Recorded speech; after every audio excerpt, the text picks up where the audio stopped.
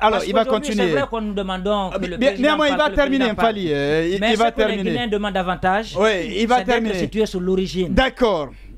Allez, vas-y. Alors, je pense que nous sommes en train de parler de deux choses différentes.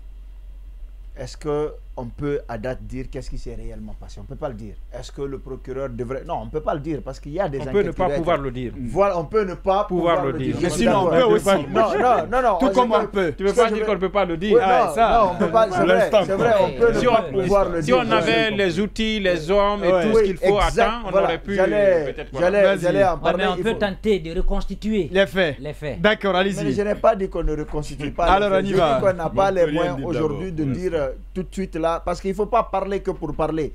Il faut parler pour donner une information. Là où je suis quand même d'accord avec vous, c'est que le procureur ou quelqu'un aurait dû prendre la parole pour dire jusqu'ici, voici les dispositions qui ont été prises pour que lumière soit faite sur la question. Ça, je suis d'accord avec vous. Mais qu'est-ce qui s'est réellement passé? Je pense que c'est trop tôt à notre échelle pour le dire parce que justement, nous n'avons pas tous les moyens qu'il faut. Parfois, peut-être qu'on aura même besoin par endroit d'expertise étrangère pour nous aider. Il ne faut pas oublier. Nous aider à mieux comprendre. Okay. Et par rapport à la sortie du président, c'est vrai que certains diront mieux vaut tard que jamais.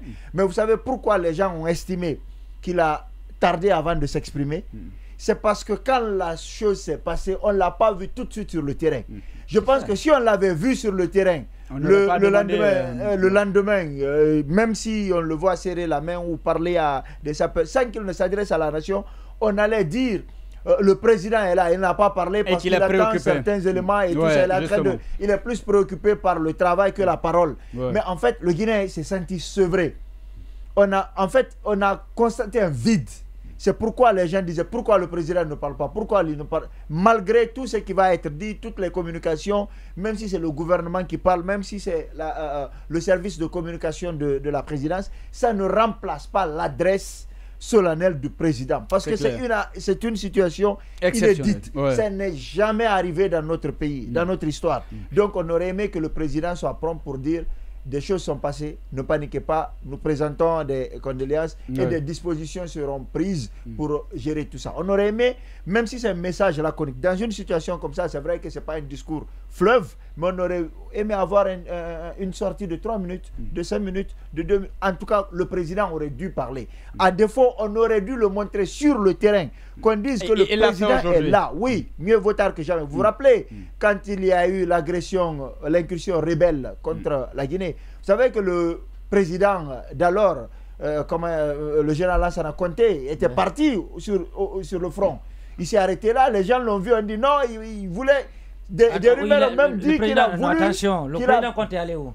Non, il est allé un peu à l'intérieur, il n'est pas allé sur le front. Attention, quand même, parce que nous avons tout perdu dans cette rébellion. Nous, on a tout perdu. D'accord. Alors, on va pas régler alors les problèmes. Parce que tu as tout perdu que je ne vais pas dire les faits. Non, quand tu dis que Lansana Conté est allé sur le front, moi, ça m'a trouvé à Guéguédou. Bien. Ce n'est pas que Guéguédou qui a été agressé. Laisse-moi terminer. Il y a eu Pamela, puis il y a eu Formoria. Non, ce n'est pas parce que Guéguédou a attaqué que tu ne l'as pas vu là-bas. Il n'est pas allé rencontrer les hommes. Très bien, on se rappelle qu'à l'époque, on avait même dit, et les rumeurs disaient que le président avait dit qu'il allait même mettre la tenue s'il faut pour combattre. Ça ne se fait pas, il ne va pas le faire. Mais c'est déjà vous dire que en fait c'est des actes, c'est des paroles qui peuvent remonter le moral des troupes. Maintenant, si Mfali ne l'a pas vu à Guéguédou, quelqu'un l'a vu ailleurs, c'est déjà ça. Le simple fait qu'il se soit... Le président ne va pas quand même aller là où on tire. On va s'entendre. Il va aller là où tu as perdu tout. Je suis désolé, c'est là-bas qu'il y a les rebelles. Il ne va pas aller là-bas. Bien, d'accord. Voilà, donc il faut... C'est ce qu'on peut faire pour toi plutôt, c'est de se battre pour que tu indemnisé. Maintenant, pour finir, je pense qu'aujourd'hui, le président est allé, mais ce que les Guinéens attendent par-dessus tout, c'est deux choses.